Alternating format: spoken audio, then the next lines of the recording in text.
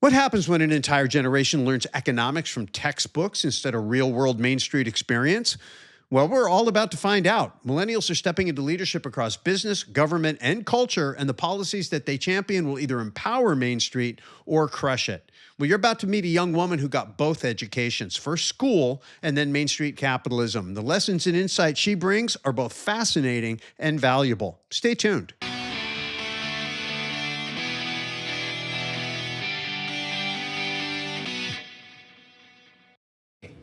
Welcome to the Main Street Capitalist Show. We're here live at Turning Point USA's America Fest 2025, and I'm sitting down with the producer, or one of the producers of the Main Street Capitalist Show, Leila Adnani. Hello. Good to be here, Russ. And technically, this is a mic check, and we are just trying to make sure that everything is working. But actually, everything that I'm doing with Main Street Capitalist is really designed for the avatar. In marketing, we always talk about avatar.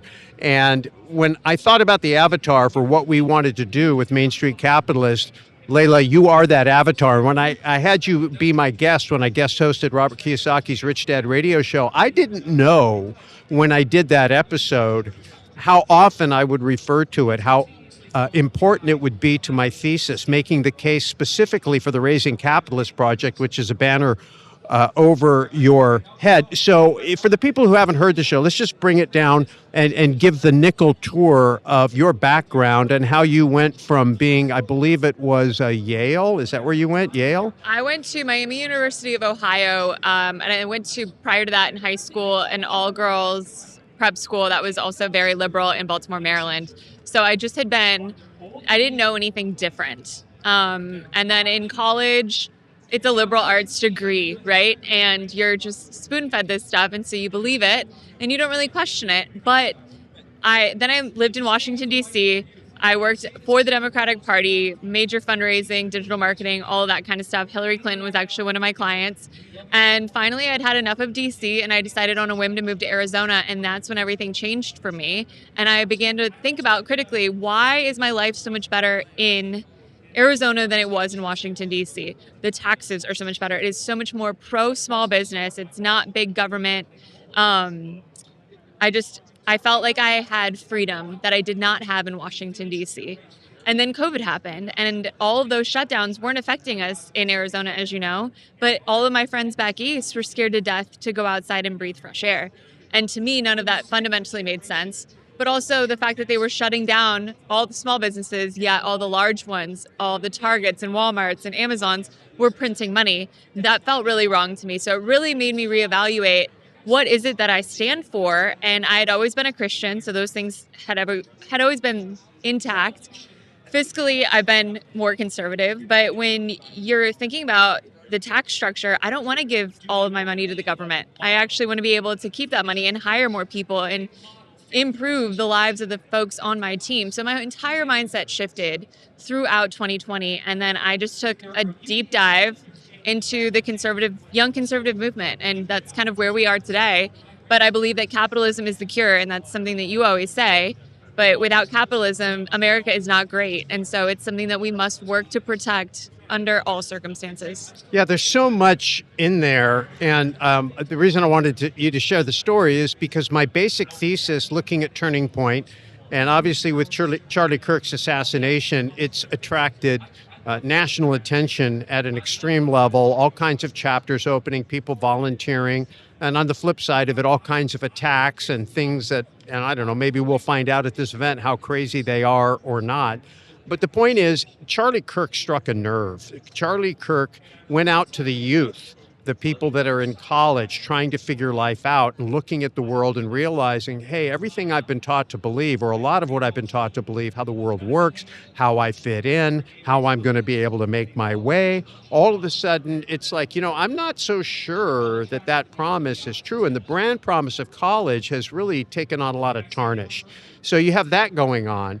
And then when you get out in the real world, you realize, hey, the economy is really important. Making money is really important. It's, Bill Clinton and James Carville from way back in 1992. It's the economy, stupid.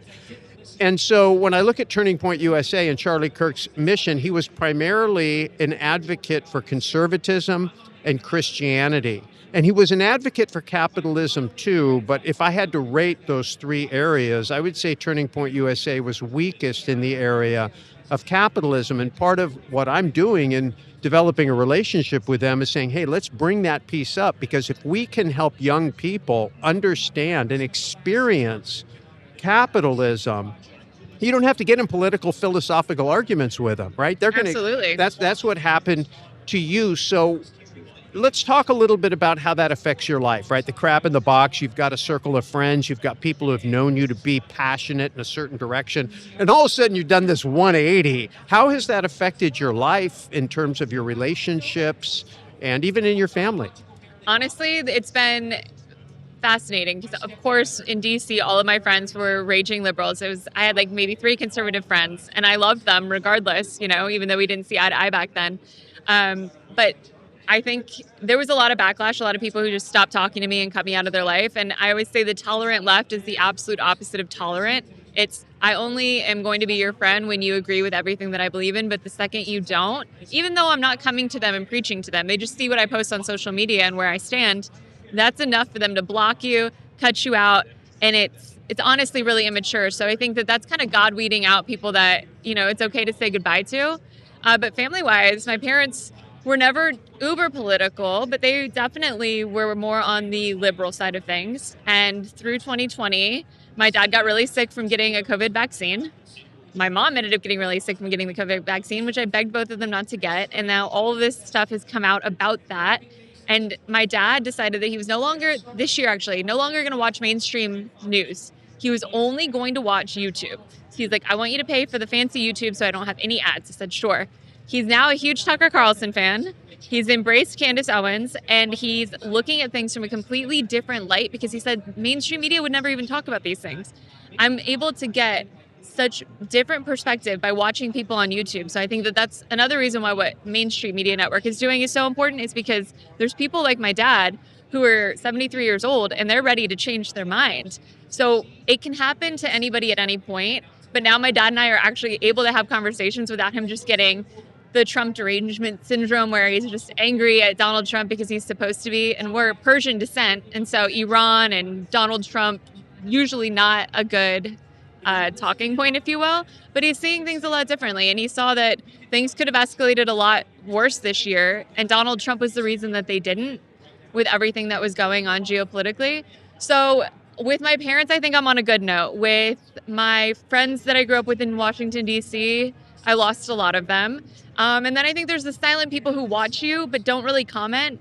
And I believe that I've been a good person to show you that you can change your mind. Do you know what I mean? Just because you believed to be a liberal and all of those ideologies for so long, because that's what you were spoon-fed, if you want to take the time to critically think, it kind of shows, wow, there's a little bit of mental maturity behind the decisions that you make. And I have the facts to stand by everything that I do believe in now. Versus typically when you get into an argument with a liberal, it's, well, I just feel, but feelings are not facts. So, It's so interesting because I do think there's a yin and a yang. And I do believe that the world is built on balance. You think about the moon and the earth, and they pull against each other with their gravitational forces, but it maintains a balance that really keeps life as we know it going. And you look at a tree and it grows, and there's growing up and there's growing down and there's leaning left and leaning right, and an unbalanced tree will fall over in a storm. I'm old enough to remember the days when we would put antennas on top of our houses, and you'd string those things up, and you had to have 3 points of securing it, and they all had to pull as tightly as they could against each other in order for it to be stable. And when I think about the tension that comes out of debate, which is really the foundation of critical thinking. It's critiquing the thought. It's really thinking, poking holes in it, trying to find out, does that make sense? It isn't just a litmus test, yes or no, black or white, label, left or right, Democrat, Republican, Christian, whatever. I think we run into a real danger in society when we try to put everything in those kind of boxes. I think one of the great services, despite some of his more caustic tactics Donald Trump has brought is he's erased a lot of the traditional labels. He's a hard guy to figure out, and it irritates people everywhere, but it's created a tension where people are talking, where people, I mean, things are actually changing. It may not be comfortable. Change is never comfortable. True. And so, okay, well, I really applaud you and all of that. Twice you said the word critical thinking. You mentioned Main Street Media Network, and I want to talk about that for just a minute, because to me, the mission of Main Street Media Network and the reason I created it is because I really do think there is so much wisdom on Main Street. And today, with the First Amendment and technology coming together, we have the ability to bring Main Street wisdom to empower Main Street people and engage in a discussion, sometimes some healthy tension to hear both sides or all sides of an argument. And in the discovery, the marketplace of discovery, price discovery, truth discovery is trying to figure out where everything falls. And so if you're interested and you think you have a show and you're interested in anything having to do with promoting prosperity and liberty to Main Street, and you think you've got some credibility in that space, let us know. Go to mainstreetmedianetwork.com and let us know. The mission is to build a big network full of people, Main Street, empowering Main Street specifically in prosperity and liberty. So let's talk a little bit about prosperity, right? You're a businesswoman. You just got married. Congratulations. I went to your wedding, and so thank you. It was an honor to be there. And, you know, that changes you a little bit, right? And, you know, I don't know if having a child and building a family is somewhere in the cards for you. We're going to find Hopefully. out. Yeah, We'll hopefully. see. Okay. And so, you know, that you're a woman in a modern society. You're obviously a very capable businesswoman. You have built a very successful business. You're ambitious. I think you're principled. You care about the country, which is really what kind of started you. Talk about just the role of a woman in today's society, how you see it based on your new paradigm and kind of the way the world works today and where you see yourself going maybe from where you're here. Because I think a lot of young women, I have daughters your age, that probably some of them anyway, maybe have some of the thought processes you're going through, trying to figure out what is it like to be a woman with maybe somewhat conservative or traditional values in a world that is, you know, created a lot more opportunity, but maybe some challenges to that way of life. I think absolutely. When it comes to kids specifically, I think about the way that I grew up, and I was the generation that bridged no technology, right? We had dial-up phones still that you had to call your boyfriend on in the kitchen, and like it was awkward, and you had the longest phone cable that you could possibly get to like hopefully get out of your parents' earshot in the kitchen. To then we had dial-up internet, and to now where we are technologically, it's just a completely different world. And while that's beautiful, I think as you think about parenting, it's also a little bit scary because the innocence that once existed is now gone. So there's a lot more in my mind that goes into what would raising children right now look like. And I'll tell you one thing, if I have a girl, there will not be boys in their bathroom at school. I would literally burn the school down. I would be so upset. So that means you're looking at charter schools. Luckily in Arizona, we've got the ability to do school choice. You homeschooled all of your kids. I don't have a mental capacity to do that. I don't think I would be a good teacher, but I applaud you because I think that's an amazing route to go if you have that. You know, in the spirit of full disclosure, my wife did 99.9% of the work. My mission was to put her in a position where she had the time and resources to do it. So, and but it takes a specific type of person. I'm not a teacher. I would lose my mind. So if I have kids, they will be going to some form of school. That's a bit terrifying. If they were to go to college, which I've told you candidly, that was a huge financial mistake. It was a great life experience, but it was financially the dumbest decision that I could have made. But I didn't realize that I was making that decision when I did.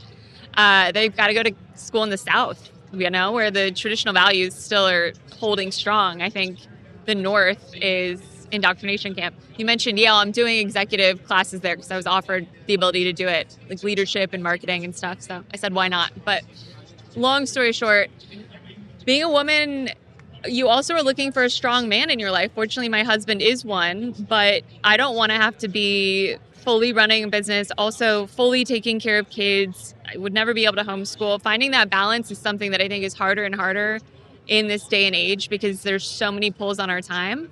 And things just feel complicated, but I know that it can be done. Your daughter has, what, 5 kids now, 6 kids now? 9. 9, okay, just kidding. And she's She's My oldest daughter has 9 kids, yeah. Then I have another daughter with 1 and another that just got engaged, and maybe, I know she'll you start told a me that family. her We might focus have was another couple, that, but I'm up right? to 17 grandchildren right now. So, that changed my thinking a lot. As my kids, when we were homeschooling our children and I started to study American history and constitutional history, and especially looking at America's Christian heritage, I began to realize that so much of what I'd learned in my public education was lacking. And I'm really grateful that I stepped into that role. Even though I didn't do a lot of active teaching, I was active in picking out the curriculum and kind of setting the tone for what the core philosophies were going to be and the books they were going to read and the things they were going to be involved in.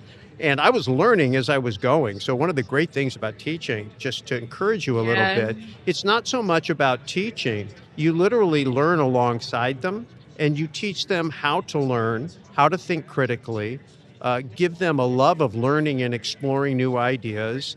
And then how do you make those things relevant to their life in the real world? Everything I try to do on my shows is deliver what I call AU, actionable understanding. If I'm going to sit here and talk to you for a little while, you're going to put the time in to listen. It's like, okay, all that's wonderful, Russ.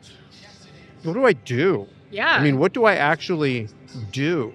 And, to me, I think as I'm listening to you, one of the things you did to free your mind and really put yourself back in charge of your life and be your own sovereign, if you will, which is what the founding fathers intended, is you started a business. That's why I'm so pro Main Street capitalism. And I make a distinction between Main Street capitalism, which is folks like you and me, in the real world, creating real companies, providing real goods and services, and the kind of crony capitalism or monopoly capitalism where you control the banking system or you control the currency or you control the financial markets and you have some monopoly, or you're a big international corporation and nobody can compete with you because you have the ability to lobby for regulations that make small business life almost impossible. And so, people who complain about big business and want to empower big government create a problem. People who complain about big government and want to empower big business, they create the same problem. So I don't think it's big government versus big business. I think it's big versus Main Street. That's the way I look at it. And so you set yourself free, or began the process of setting yourself free, by starting a business. Homeschooling, in my opinion, would be an extension of that. And I think you'll find that your children actually are not an asset or a drain. I mean, a liability or a drain, but they're actually an asset, because you can teach them by having them come to work with you. That's what my Raising Capitalists Foundation project is all about. And in today's day and age with technology, there's so many things they can do to embrace technology, their brains, neuroplasticity, they learn stuff. I mean, we joke because I can't even use a silly Osmo, right? I'm like, you're on the front end of the millennial Yeah. group, right? And I'm on the tail end of the boomers, Okay. right? So there's Gen X kind of in between us, but I think I was 4 years before the end of the boomer generation, and you were probably right at the very, very beginning of the millennial generation, I I believe. think so. I don't know when the lines begin and stop, but I think that's a great point about homeschool and all the things that we do now have at our disposal to make something like that more effective. But I think leading through example would be definitely what Eric and I would be doing. His dad started a business and now Eric owns and runs that business, and he was able to pass that on and continue to create prosperity within the markets that he serves. And so he's like a perfect example of that as well. He went to work with his dad, and then, the time came, his dad was ready to retire, and he bought his dad out of the business, and now he's taken it and grown it into something even larger than what his dad was able to do. So I think that if we have kids, they're going to have two really great role models of being empowered to A, think critically, B, they would be rooted in their Christian faith, and C, they would be living, breathing capitalists on Main Street from the second they pop out. Job creators instead of job seekers, and no longer is their income capped or single point failure or subjective. They're not competing with a whole bunch of other people for a limited amount of opportunity. You're literally creating opportunity. So one of the fundamental mindset changes that happens is you go from scarcity mentality, and this is kind of what drives big government, the idea that resources are scarce, that wealth is scarce, and it needs to be distributed fairly because the it can't be created abundantly. It's a fundamental difference in the way people think. And when you make that mental shift and you start thinking abundantly, you realize I can rearrange my life, I can rearrange my portfolio, I can rearrange my business, I can create more, I can do more, I can serve more, I can create more opportunities for other people. And when I do that, I create more opportunity for myself. That's the political system. That's the economic system that our founding fathers gave us that made us wealthy.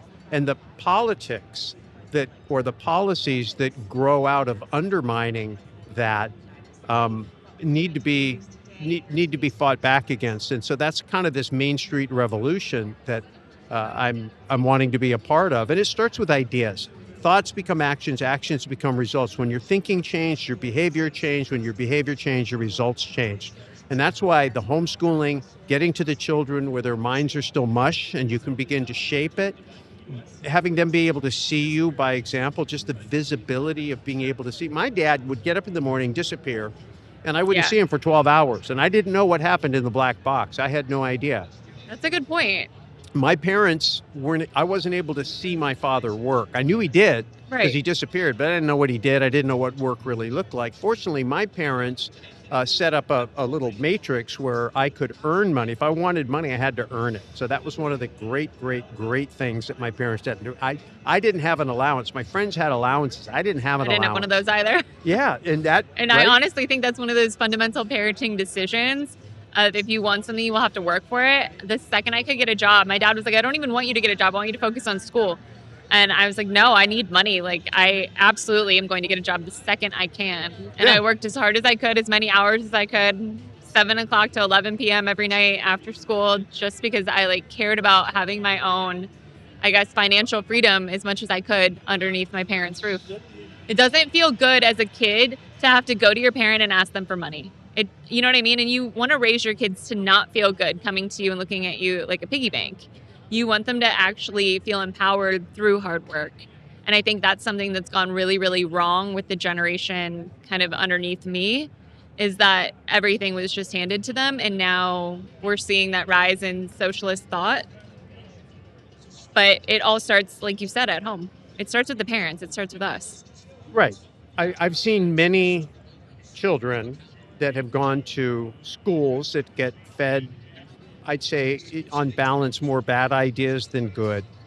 But through good parenting, parental involvement, talking through it, questioning things, standing up sometimes for the children. You know, it takes a little bit of courage to be a parent, especially in certain cities and in certain political environments.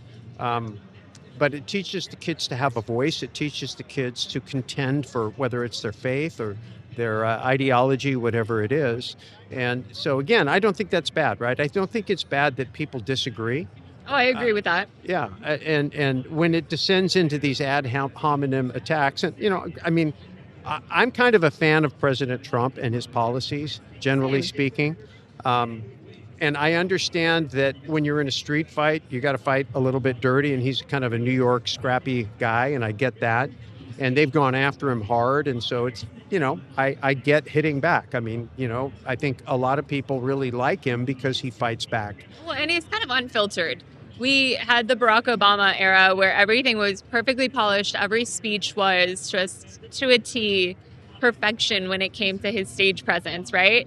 And then you get Donald Trump and he's just telling you whatever he feels like telling you that day. And he's not worried about how polished it is. He's just honest. And I think majority of the time, if you're having a conversation with someone, that's kind of how it is. It's a little off the cuff. And that's very relatable, I think, to most people in America. Yeah, well, you're in media, right? You help people produce podcasts, you help me, and you help people get their word and their message and their brand out. We live in the age of AI, where everything can be totally cleaned up, totally sterile, totally perfect. Yeah. And I think that, my thesis is, and you can tell me what you think, but my thesis is that in an environment like this, the kind of content that is going to be the most competitive, the most favored, the most desirable is going to be the most authentic content. The people who are, it's raw, it's unfiltered, I stutter, you don't have to cut out every little thing, it's like I'm just being a regular person and we're having kind of a fireside chat about what's going on in the world, what's going on in life, whatever pearls of wisdom we may have accumulated in our journey, we're going to share them. Whatever problems we have, we're going to ask questions. Audience can participate through comments and joining in to, like I'm building clubs where people can interact.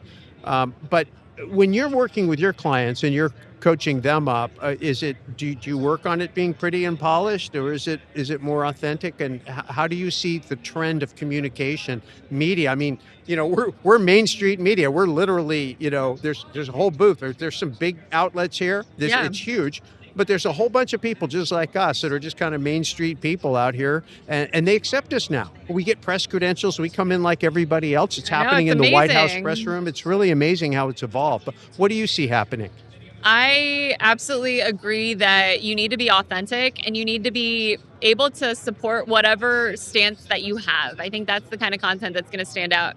We recently had a gal, she was so nervous about doing her first podcast, and she was talking about how she used to be really fat. And she was like, oh, I mean, I was like a chunky monkey, like going on about it, but talking about herself. And then afterwards, she was like, oh no, should I cut all that out because I could offend somebody who's fat? I was like, you're talking about yourself. You didn't go and fat shame everybody who's not the correct BMI. I go, if you're going to cut out everything that you think could possibly offend somebody, you're not going to be able to say anything. That's how someone can find offense to anything that any of us say, right? Taylor Swift, haters gonna hate. What is Shake It Off? So I was like, no, you have to leave that stuff in because it's a genuine story about you. It makes you really relatable because you were like, you know what, I'm hitting stop. And then she trained for a bikini competition after being quite fat. Wow. She came in last. She shared that. And I was like, that's such an honest story. You had the guts to go from, she's 5'2", 185 pounds to 120 pounds, get on stage, paint yourself orange, come in last place, and then get on and talk about that experience to inspire somebody else of like, it's okay if you end up in last place, at least you did it. Yeah. That was the message. So I want people to be themselves. I think that's the only person that you really can be. You don't want to go into, I want to be a podcaster, I want to be the new Tucker Carlson, or I want to be the next Candace. No. Just be yourself. Find what makes you unique. And I think you've always been really good at doing that. But what's your take? My take? Yeah. Oh, you're interviewing me now. Well, obviously, that's my feeling. I mean, I kind of grew up in an era where you always wore a suit and tie. It's taken a long time for me to get used to not wearing a tie. I'm like, you are always the best dressed guy to come into the studio. Well, I think there's a degree of respect by showing up prepared. I mean, I want to be respectful of every environment I'm in, but, the world changes. I remember Silicon Valley growing up there and everybody was suits and ties, and then all of a sudden everybody's jeans and t-shirts, and you had the leaders, like guys like Steve Jobs, who kind of set that pace. Now I see people doing shows with hoodies on, and, to me, I'm not comfortable with that. So going back to this concept of being authentic, my authentic self is this. I'm more comfortable in a suit. We got our first TV show. The guys wanted us to come in polo shirts and slacks. And we said, we're suit and tie guys. And they said, well, whatever you're most comfortable in. They thought we would be more comfortable in polo shirts and slacks. But in reality, we were more comfortable in suit and ties because that's who we were. So I think it just comes full circle. You can try to fake being authentic by, wearing t-shirts and stuff, but if that's not you, don't be that person. I know, I'm the same way. I don't want to wear a hoodie on camera. Like I'm gonna have makeup on. Like I'm not getting on the camera if I don't have makeup on. Okay. So I think that's good. And so, just if you're out there and you're a business person, it's a lot about personal brand. People connect with people and personalities today. I've never been comfortable having a personal brand. Now I have my own website, russellgray.com, and I'm no longer the co-host. Oh my gosh, you have had a personal brand. But I've never wanted to. Okay, well, you might not have wanted to, but you've had one. Well, I've never wanted to. I'm leaning into that now, and the only reason I'm doing it is because I feel that in today's society, it gives me a chance to be more effective for what I want to do, which is reach more people for this kind of what I call the gospel of purpose-driven Main Street capitalism. I believe Main Street capitalism is the cure. I believe that if we can teach young children capitalism early, we don't have to argue with them about politics later. It'll happen naturally, and you're my case study, my avatar for that. And then I think that we're not going to be able to solve our debt problems by cutting. any business person knows you can't get cut your way to prosperity. You have to grow. And so the mentality that makes you think you have to cut are people that live on a fixed income and have to cut to get more out of that fixed income. It goes back to scarcity mentality. But business people don't think that way. We think about going and creating more. I think Donald Trump in the White House is really focused on growing the economy and really growing the middle class. I could be wrong, and I've done, you can check my YouTube channel, but I've done many kind of dissertations on that to explain why I think what he's doing is good for Main Street, why I'm cheering for it to be successful, whether you like him or not. I think we all want Main Street to be more successful. I've never met anybody anywhere that doesn't want more personal wealth, more personal health, and more personal freedom, right? So we don't argue about those. We argue about how to get there. Yeah. But I'm trying to make the argument from a policy perspective. I think what he's doing ultimately will be very good for Main Street, especially if it culminates in returning to some form of sound money. Now, some people think, oh my God, Russ, that's impossible. Maybe, but he literally just came out and said, hey, we're talking about getting rid of income tax. Great. You know, that's the 16th Amendment, which for the first 137 years of the United States, we didn't have an income tax. It was unconstitutional.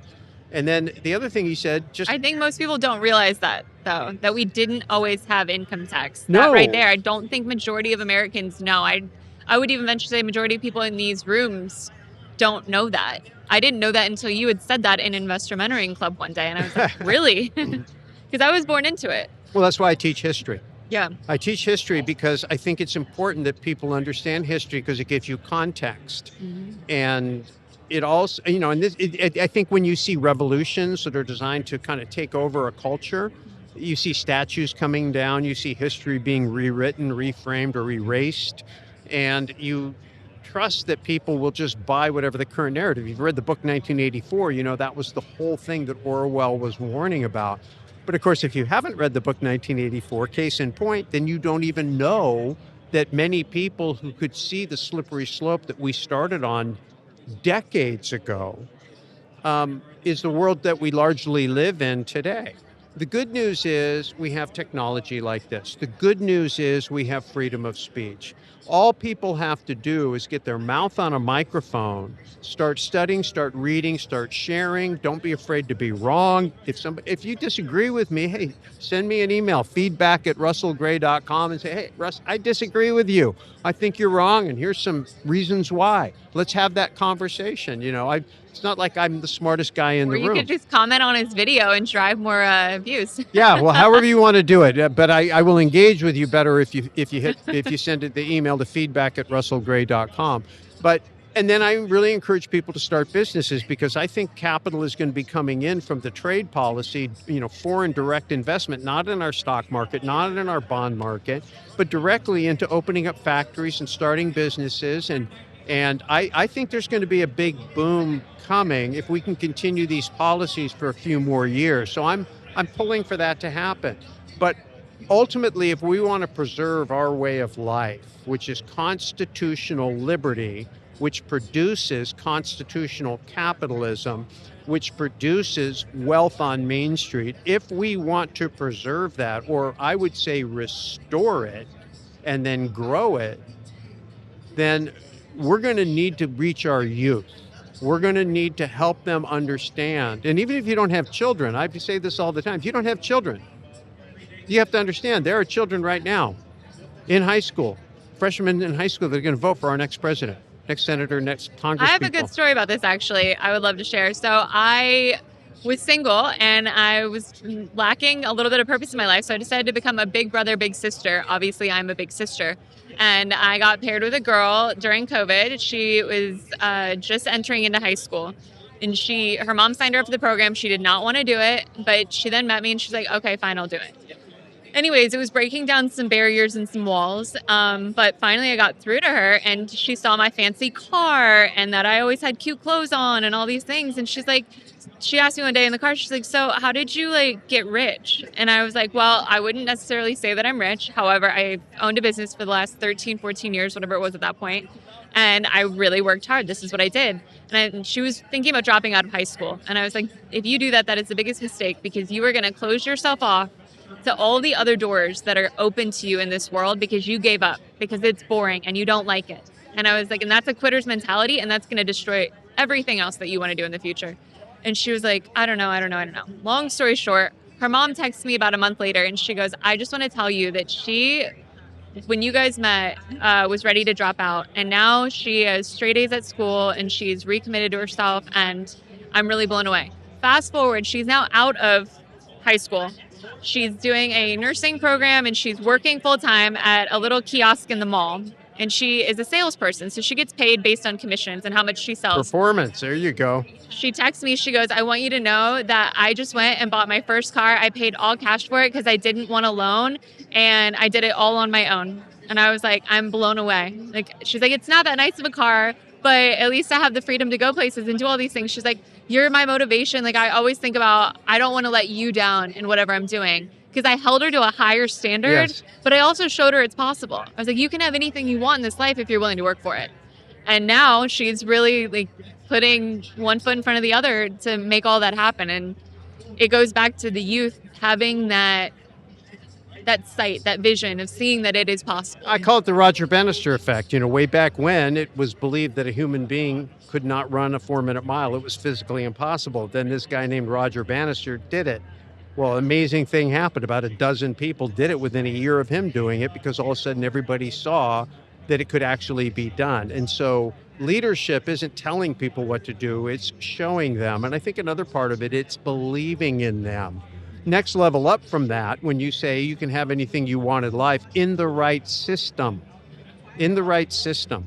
And so one of the concerns that I have so often is we take our constitutional liberties, the right to own property, the right to keep the fruits of our labor, the right to speak our mind, to be able to enter into relationships where we can hear ideas that might be contrary to what maybe the school system or even other influencers in her life were saying. And all of a sudden there's only one right way to think, there's only one right path to go. It's a one size fits all rather than embracing the diversity. And I think it's so ironic. So often there's a class of people that spend so much time talking about diversity, but it's not really diverse.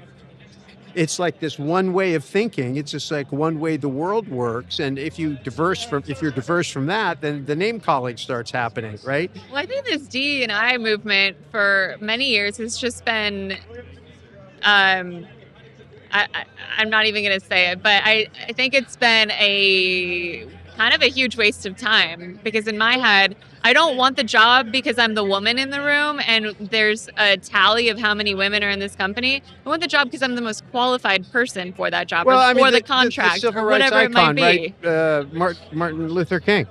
You would judge me by the content of my character. You put somebody on straight commission, judge me by my performance. You put them on an athletic field, hey, may the best players start, right? That's just the way it works. Well, that's how it should work. You know what I'm saying? And when you switch and make it, it's because you're Hawaiian and we need a Hawaiian in here because of some arbitrary bullshit that some corporation decided to throw in so that people on Instagram and Twitter wouldn't, destroy them for not having a DE&I policy. It's ridiculous. See, but the problem, and here's where we have to be careful, because if we just say, that's a dumb idea, and it is. I agree with you. It's a dumb idea. But my reasoning is, think about it like in the airline industry. Well, we want the most qualified air traffic controllers. Sure. So if you want to be productive, if you want to win, if you want to excel, then you want to be the best in everything you do. You want the best team around you. You want to be held to the highest standard, right? And that's pressure. And pressure makes you stronger. Our bodies teach us that if we push against resistance, we don't get weaker, we get stronger. It makes us stronger. We don't like it. That's why we go to the gym. But it makes us stronger. It's part of the human experience. I believe it's the way we were designed to go. I think the flip side of it is when you don't have to push, when you don't have to work, when you're given things for artificial reasons, then it actually doesn't empower people. I know that's the motivation. I'm not going to throw people's motivation under the bus. The people that want to do that, I'm going to believe that it's not a front for, globalists who are trying to take over the world. Maybe I could put my tinfoil hat on and go down that. I wouldn't But let's just set that aside. Let's give them the benefit of the doubt, Yeah. right? The benefit of the doubt. But at the end of the day, when you subsidize someone not doing their best, you're going to get more of not doing your best. That's problem number one. In important industries like air traffic control, truck driving as Yeah. one that I can think of, medicine, Pilots. right? Pilots. There's certain things where you want the best person, period, end of discussion. Mhm. But I also think you steal a little bit of that person's dignity when you give them something that they didn't have to earn, that they had the ability to earn. And if you say to someone, oh, based on the color of your skin or your chromosomes, you are an inferior person. Now, I will admit there's a difference physically between a woman and a man when it comes to things like athletics or jobs that Absolutely. require, right? So But there are that's why we have women's sports and men's sports. 100%. So, but for the most part, in most endeavors in modern society, if you have the ability to think and learn and move and talk, for the most part, you're not disabled, right? You don't have a handicap. The only thing you have is a mentality, and we need to feed the mentality. Hey, like this young lady that you were talking about. Hey, you can do it. You're not a victim. You're empowered, and I believe it comes down to that root word, empowerment, right? Empowering people, and when you believe in them, when you challenge them, when you leave a little bit of gap they got to stretch for, it actually elevates their humanity. I know the people who want to make it easy for them. I know as a parent, right? When you become a parent, you're going to find out. If you go too easy on your kid, it makes them weak. Oh, and lazy. But you love them. You love them, and you hate to see them suffer. And you go, oh, honey, I know it's hard. Let me just help you. I know that homework is so hard. Let me just help you. I know that you really, really want to I get feel an like A. my husband and I are not going to be those people. We're going to be like, you're going to have to solve for this. You're going to Yeah. have to dig deeper. My kids hated it when I helped them with their homework because I love wouldn't that. help them. Well, Right? no- I would ask them questions and make them think. I don't remember my parents helping me with homework ever in my entire life. Like, not once. And I went to normal school. I was not homeschooled. That would have been an interesting experience. But the other thing about going back to school, I had a really good experience going to just normal school. So what do you say to people right now? I mean, you got a lot of young people that say college, Charlie Kirk, we're here at Turning Point USA. Charlie Kirk, college is a scam, right? Yeah. College is a scam. But yet you went to school. I did, and I had a great time going to school. I really did. It was an awesome, fun experience, I will say. It's like 4 years of just not really living in reality, essentially, but financially, it's the stupidest decision you can make. You say you learn by actually doing, right? So I wonder if, I have an idea, we'll talk about it off camera, Yeah. but I have an idea that we could talk about how you can combine the two things, right? You can have that experience and also make money instead of lose money and learn how to I think there's a lot of room for that. Yeah. But I didn't Okay. have that experience, sadly. Well, so I'll tell you what, we could go on, and this has been super fun, and I don't even know what you would theme this show, but it's been great. Welcome to America Fest. Yeah, so for me, I want to give you the last word, and the last word just is really, if you're here talking as someone millennial, talking maybe to Gen Z, throwing down a piece of advice, knowing what you know now, what would that be? Work really hard and stay principled in the things that you believe in, and don't deviate from that.